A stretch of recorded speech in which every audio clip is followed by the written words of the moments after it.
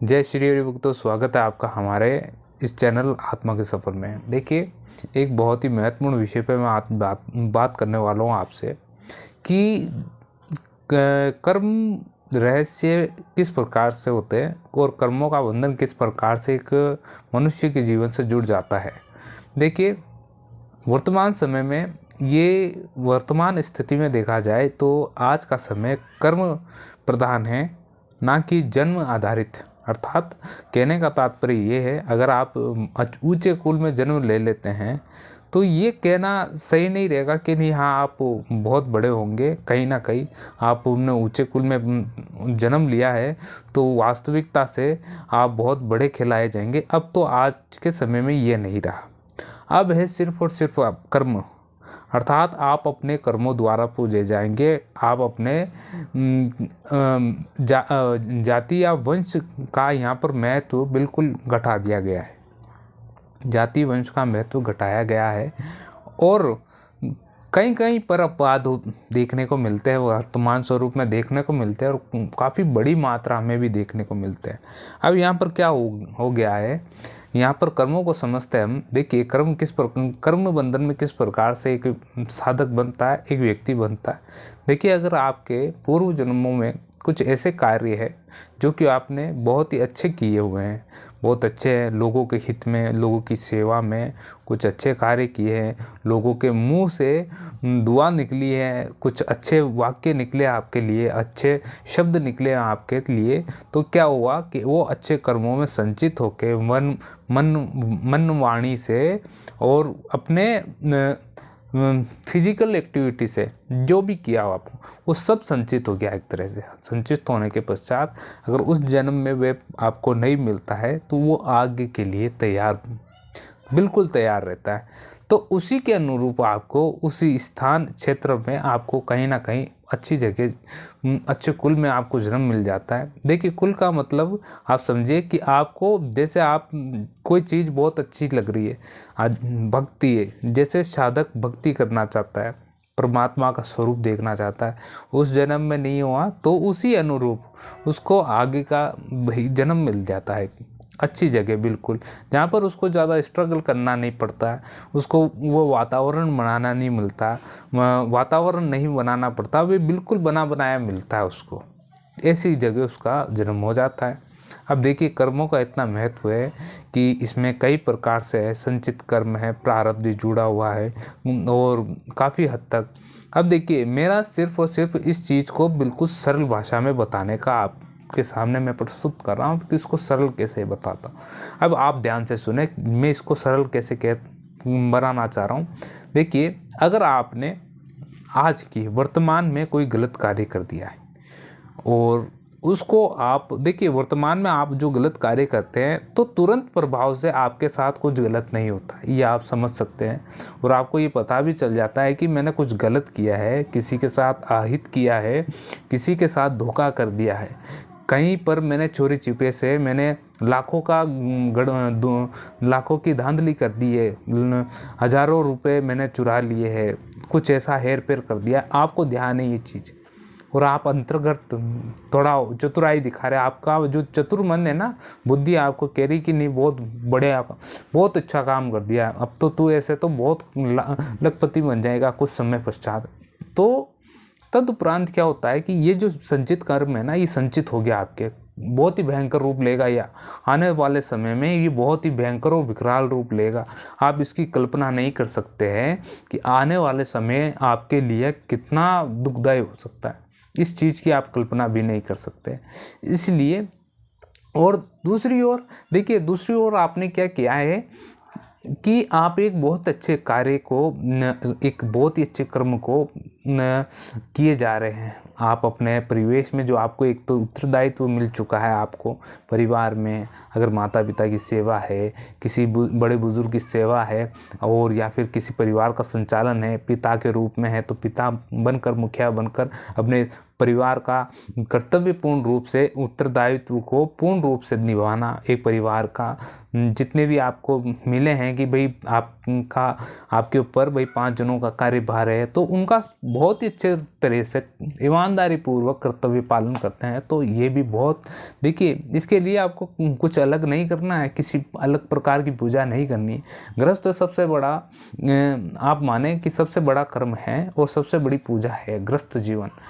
अब देखिए ये मैं इसलिए कह रहा हूँ क्योंकि आप भले ही अगरबत्ती दिया धूप कहीं मंदिर कहीं पर भी नहीं जाए, कहीं पर भी जाने की कोई ज़रूरत नहीं है, लेकिन आपको जो परमात्मा ने, जो ईश्वर ने कर्तव्य दे के भेज दिया है, अगर आप उसका ईमानदारी से आज के समय में, ईमानदारी देखिए मैं कहाँ क्या वर्ड इसमें जोड़ रहा हूँ, अगर आप ईमानदारी से आज के समय में उस कर्तव्य का पालन कर सकते हैं तब जाके कोई वो पूजा कहलाती है। लेकिन ऐसा होता नहीं है क्योंकि यहाँ पर ईमानदारी जुड़ गई।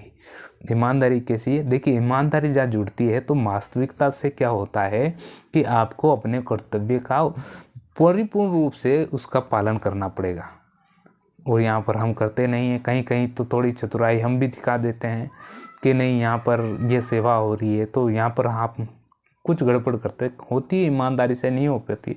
जितना है उतना करते हैं, काफ़ी लोग करते हैं। तो ये महत्वपूर्ण है कि आप अपने कर्तव्य का कितना बड़ा योगदान आप स्वयं के द्वारा देते हैं अगले को, है ना। दूसरी ओर अगर आप कोई अच्छा कार्य करते हैं, जैसे कि काफ़ी लोग ऐसे बड़े बुजुर्ग क्या करते हैं कि थोड़ा सा अनाज लेकर चींटियों को दाना डालते हैं, वे काफ़ी लंबे समय तक बहुत अच्छा कार्य है ये आपके अन्य बहुत पुण्य उजागर कर रहे हैं। धीरे धीरे कुछ समय पश्चात आपको पता चलता है कि आपने क्या चीज़ का संचय किया हुआ है। और काफ़ी अच्छे लोग हैं हमारे संसार में, गुप्त रूप से दान करते हैं और कई प्रकार से की शैलियों द्वारा भी दान करते हैं, किसी को पता नहीं लगने देते। और एक चीज़, कर्म इतना भी बड़ा ना करें आप कर्म को कि बहुत बड़ा। देखिए वैसे तो कर्म प्रधान है कहीं ना कहीं, क्योंकि कर्म बहुत बड़ा प्रधान मानते भी एक तरह से। देखिए इस चीज़ को मैं बताने की कोशिश करता हूँ, कर्म किस प्रकार से। देखिए कर्म आपके शारीरिक कर्म हो गया, आपकी वाणी के द्वारा आपने कर्म कर दिया, आपके मन के अंदर जो विचार चल रहा है वो कर्म में बन जाता है। आपने किसी को देखा, आपके भीतर क्या चला, आपके भीतर क्या प्रतिक्रिया हुई, ये वो कर्म बंधेगा, कहीं ना कहीं बनता है। आपने अपनी जैसे बाहर से कोई निकल रहा है, आपका उस व्यक्ति के प्रति किस प्रकार का दृष्टिकोण आपके मन के भीतर पैदा हुआ, किस प्रकार से आपने उसको देखा, तो ये बहुत बड़ा रहस्य है। आप कहीं ना कहीं अच्छे कर्म जोड़ते हैं तो कहीं ना कहीं आपके भीतर गलत कर्म भी बहुत तेज़ी से जुड़ जाते हैं। तो इस चीज़ पर आपको थोड़ा सा सुधार भी करना पड़ेगा, बहुत तेज़ी से सुधार करें। देखिए आप क्या करते हैं कि आप बाहरी चीज़ पर थोड़ा कम ध्यान दें। मेरा वास्तविकता से कहना यही होता है, प्रत्येक को मैं हर वीडियो में ये कहता हूँ कि आप किसी चीज़ को दिखाएं ना, है ना। भले देखिए मैंने इतनी चीज़ बनाई, मैंने बहुत ही 1 या 2 वीडियो पे मैंने तिलक लगा लिया होगा, वो भी इसलिए क्योंकि मेरा उस दिन कुछ फास्ट रहता है और मुझको लगाना पड़ता है कभी कभी। और मैं दूसरी बात, आपको कंठी धारण करना चाहते हैं तो आप कर सकते हैं, लेकिन ऐसा नहीं कि नहीं आप कई कार्य पर कर रहे हैं, आपको बार बार में ऐसा लग रहा है कि नहीं यहाँ पर इस चीज़ की आवश्यकता नहीं फिर भी ये लानी पड़ रही है, तो ऐसा नहीं। आप भले ही देखिए आपकी सुविधा अनुसार आप करना चाहें तो कर सकते हैं ये चीज़। मैं मना नहीं करता हूँ कि आपको तिलक लगाना ज़रूरी नहीं है, कंठी धारण करना ज़रूरी, ये नहीं, आपकी सुविधा अनुसार अगर आप वह चीज़ परिपूर्ण मैं कह रहा हूँ कि आपको अगर आप उस कर्तव्य का पालन पूर्ण रूप से कर सकते हैं तो आप कर लीजिए, उसमें कोई बाधा नहीं है। अगर आप कर नहीं पाते हैं, कुछ चीज़ों का पालन कर नहीं पाते हैं, तो फिर आप इस चीज़ को थोड़ा सा, इन चीज़ों से थोड़ा दूर रहें। देखिए जहाँ पर हम पूर्ण रूप से, है ना, शास्त्र अनुरूप कुछ कर्तव्य को, कुछ कर्मों को शास्त्र अनुरूप नहीं कर सकते हैं, तो उनसे थोड़ा सा आप है कि हाँ थोड़ा दूरी बना के रखें। क्योंकि वहाँ पर कुछ गड़बड़ होगी तो आप देखिए कहीं ना कहीं पाप में बंधेंगे आप, है ना, कहीं ना कहीं पाप में बंधेंगे ही बंधेंगे। देखिए क्यों कह रहा हूँ, एक उदाहरण से मैं आपको समझाता हूँ, इसको बहुत जल्दी समझ जाएंगे। जैसे कि आपने प्रभु का नाम लिख दिया।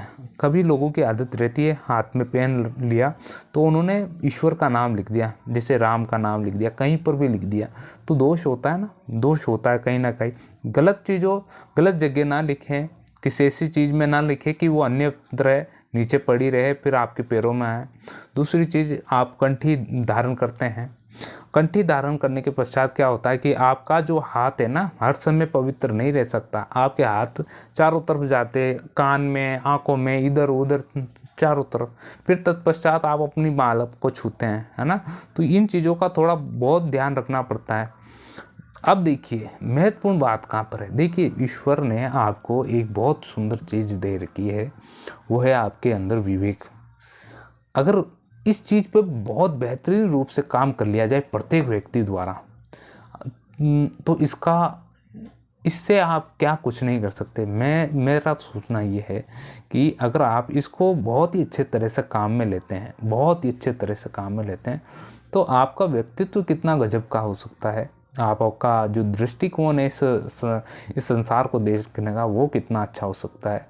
और आपके भीतर कितना उज्जवल संसार हो सकता है, ये मैं देखता हूँ कि हाँ, अगर इस चीज़ पर थोड़ा कार्य कर लिया जाए एक व्यक्ति के द्वारा, आंतरिक रूप से, बाहरी रूप से नहीं, आंतरिक रूप से, बहुत बेहतरीन रूप से, तब जाके कोई बात बनती है। देखिए हम क्या करते हैं कि हम अच्छे से अच्छा कपड़ा पहन सकते हैं, अच्छी गाड़ी लाने की सोचते हैं, अच्छा मकान लाने की सोचते हैं, और अच्छी तरह से हर चीज़ को अच्छे बेहतरीन रूप से, जो बाहरी रूप से दिख रही है। हम गड़बड़ कहाँ करते हैं कि हम अपने अंदर जो छोटा सा मंदिर है ना, उसको सुधार नहीं कर सकते हैं। उस अंदर बैठे हुए हरदेव रूपी मंदिर में हमने क्या है कि भाई वहाँ जाला आ गए हैं, वहाँ झाड़ फुटकार भी कर नहीं पा रहे हैं, साफ सफाई नहीं कर पा रहे, लेकिन हम क्या बाहरी रूप से इतना वैभवशाली साम्राज्य बनाना चाहते हैं। तो बाहरी रूप से क्या होगा, जब तक आपकी आंतरिक नींव आपका आंतरिक आधार मजबूत नहीं होगा, तब आप बाहरी रूप से कितना भी सुडौल हो जाए, वहाँ पर बिल्कुल गड़बड़ा जाएगा। एक समय पश्चात बिल्कुल इमारत हिलडुल जाएगी। तो सबसे महत्वपूर्ण चीज़ क्या है कि आपके आंतरिक स्वरूप कितना मजबूत आपने बना रखा है। इसको इतना मजबूत बनाएं और इतना अच्छे तरह से बनाएं ताकि आप बुरे कर्म ना कर पाएँ, बुरे कर्म ना कर पाएँ, आप पाप कर्म ना कर पाएँ। आप तो प्रतिपल पाप होता है। देखिए ये जो भूमि है ना, यहाँ पर पग पग पर जीव मरता है ना। पग पग पर एक पक्षी की, एक कीट की मृत्यु होती है, मृत्यु लोक, इसलिए इसको मृत्यु लोक, क्योंकि आए दिन यहाँ पर किसी ना किसी की मृत्यु होती, पल पल एक सेकंड में।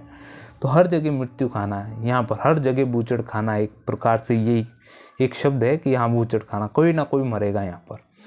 तो इस चीज़ से आप थोड़ा सावधान रहे कि आपको जो समय मिला हुआ है बहुत निश्चित, इसकी निश्चित मात्रा है, बिल्कुल निश्चित मात्रा है। जब अंतिम अवसर आता है ना, तब व्यक्ति की बुद्धि चकरा जाती है कि नहीं, एक सेकंड नहीं, एक श्वास मात्र भी नहीं मिलेगी, एक रुआ मात्र भी नहीं मिलेगा आपको। तो अब क्या करें कि अब सचेत हो जाएं।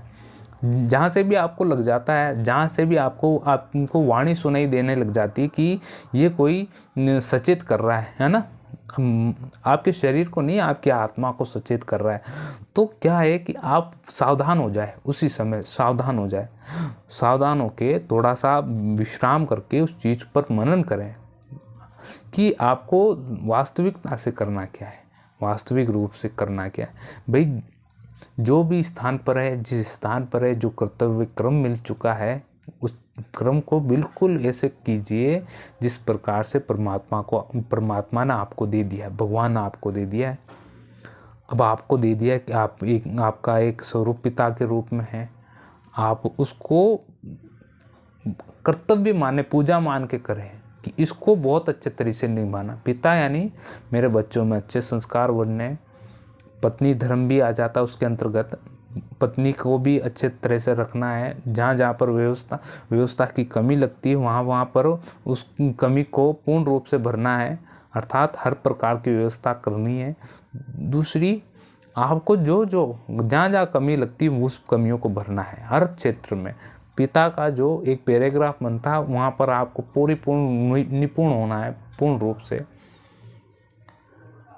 अब सचेत हो जाएं, इसके अंतर्गत आप ईश्वर को ध्यान रखेंगे। ईश्वर की ये कार्य आप स्वयं नहीं कर रहे हैं, ईश्वर के द्वारा आपको दिया गया है, ईश्वर के द्वारा, और ये ईश्वर के ही द्वारा, ईश्वर के ही चरणों में समर्पण करना पड़ेगा आपको एक समय पश्चात। तो इस चीज़ का महत्वपूर्ण रूप से आपको ध्यान रखना है। देखिए ये थोड़ा बहुत बड़ा विषय है, बहुत बड़ा, जिसको जितना बताया जाएगा उतना कम है। इसलिए मैं आपको थोड़ा थोड़ा टुकड़े टुकड़े में बता रहा हूँ। अगर आपको समझ में आया हो तो बहुत ही अच्छा। और यही है कि आपको सबसे ज़्यादा, अगर एक व्यक्ति को अपने किसी चीज़ पर कार्य करना चाहिए तो जो मैंने अभी तक सीख लिया है वो है, आपके भीतर एक बुद्धि है जिसको सबसे स्वच्छ रखना है। स्वच्छ मतलब इसको हर रोज़ स्नान करवाना है। गंगा नहाने से नहीं होगा, एक बात है, गंगा नहाने से बिल्कुल नहीं होगा। आपको भीतरी शुद्धता लानी पड़ेगी आपके विचारों में। हर रोज़ एक ऐसा विचार सोचे जिसमें हजारों लाखों का कल्याण होता हो, है ना। तो इससे शुद्धता बनेगी। परमात्मा का विचार सोचे। और देखिए इस बुद्धि को स्वच्छ कैसे करना है, ये आपसे बेहतरीन, आपकी बुद्धि को कैसे स्वच्छ करना है ये आपसे बेहतरीन कोई भी नहीं जानता है। दूसरी चीज़, आपके विचारों में शुद्धता आएगी तभी जाके भाई, एक कहते हैं ना कि एक स्वस्थ हृदय में एक परमात्मा का स्थान होता है। आपके हृदय स्थल में ही परमात्मा का निवास स्थान है। अगर वह स्वस्थ रहेगा वहाँ पर, तो वहीं पर ये परमात्मा का स्थान। तो आपके भीतर कितनी शुद्धता है ये स्वयं तय करें, किसी और को तय करने का मौका ना दे। आप ये सोचे ना कि, ये ना सोचे कि आपके ऊपर भारी दबाव है, आपके परिवार का दबाव है, आपके समाज का दबाव है, ऐसा ना सोचे। आप स्वयं को क्या करना है ये बहुत बड़ी बात है। एक निश्चित रूप से आप अपने आप को ढालें, थोड़ा संयम रखें और इस पर विचार करके थोड़ा सा कार्य करना शुरू करें। तत्पश्चात आप देखेंगे कि आपने कहीं ना कहीं बहुत अच्छी तरक्की करी। थोड़ा सा समय लगता है इसमें, काफ़ी हद तक आप काफ़ी सारी चीज़ें सीख जाते हैं। अगर आप ईमानदारी से अपने कर्तव्यों का पालन करेंगे तो बहुत अच्छी चीज़ें सीख जाएंगे एक समय पश्चात, बहुत अच्छी चीज़। गलत चीज़ें भी होती हैं। वास्तविकता तो ये है कि काफ़ी बार इस मार्ग में एक साधक ठोकर खाता है, अर्थात बार बार गिरता है, क्योंकि देखिए 100 जनों में से 95% माने, 95% बेईमान आज। अब 5% बचा आप बिल्कुल। अब उसमें आप ईमानदारी ढूंढेंगे तो कहीं नहीं मिलेगी, देखने में ही नहीं आएगी, तो वो बिल्कुल गुप्त रूप से छुपी हुई रहती है। तो ऐसे में तो आप देखिए कितनी बार तो गिरेंगे और कितनी बार आपको खड़ा होना पड़ेगा। ये वास्तविकता है, ये संघर्ष का मार्ग है। इसी से ही एक व्यक्ति का व्यक्तित्व परिपक्व होता है। अन्यथा क्या होगा, एक सरल जीवन मिल जाए। देखिए आपको बहुत ही अच्छी जगह जीवन मिला है, आपका जन्म हो गया है वैभवशाली, बिल्कुल एकदम अंबानी अडानी के घर में आपका जन्म हो गया, आपने बहुत ऐशो आराम कर लिए, खूब खेला, आप बहुत अच्छे तरह से रहे। अब देखिए संघर्ष जहाँ पर रहेगा ना, वहाँ पर एक बहुत ही अच्छे व्यक्तित्व का निर्माण हो जाता है, ये मेरा मानना है। जहाँ पर संघर्ष होता है एक व्यक्तित्व का, बहुत ही गजब का व्यक्तित्व निर्माण होता है, जहाँ पर वे लाखों लोगों की मदद करने में सहायक होता है। तो कहीं ना कहीं आप इस चीज़ से जुड़े हुए हैं, तो अपने इन कुछ कर्मों का जो बहुत ही कल्याणकारी है उनको आप गुप्त रूप से करते रहें और निरंतरता से करते रहें। ये आपके भविष्य के लिए बहुत अच्छा, जैसे डिपॉजिट करवाते हैं ना पैसा, कि रिटायरमेंट के पश्चात हमको कुछ मिलना चाहिए। ये हर एक गवर्नमेंट सर्वेंट उम्मीद रखता है कि गवर्नमेंट की सेवा में रहते हुए तो सुख है ही, फिर सेवानिवृत्त होने के पश्चात भी कुछ मिल जाए गवर्नमेंट के, वो मिलता भी है उसी प्रकार से। अगर कुछ अच्छा करते रहेंगे तो आपको एक समय, निश्चित समयावधि के पश्चात एक बहुत ही बेहतरीन बोनस मिलेगा, जिसकी आप कल्पना नहीं कर सकते। जो आपके भीतर, जो आप सोच रहे हैं ना, वो उतना नहीं, उससे बेहतरीन हो सकता है। तो ये ईश्वर पर निर्धारित होता है। आप थोड़ा संयम रखें और इनको डिपॉजिट करते जाएं, करते जाएं, करते जाएं। तत्पश्चात आप कुछ देखें, आपके समय अनुरूप ये चीज़ें आपको बहुत अच्छी तरह से देखने को मिलेगी। अगर आपको ये वीडियो अच्छा लगा हो तो ज़रूर जानकारी दें। अगर वीडियो अच्छा लगा हो तो आप इस वीडियो को ज़रूर लाइक कीजिए और हमारे चैनल को सब्सक्राइब कीजिए। आत्मा का सुकून। मिलते हैं अगले वीडियो में, जब तक के लिए जय श्री हरि। ओम नमो भगवते वासुदेवाय।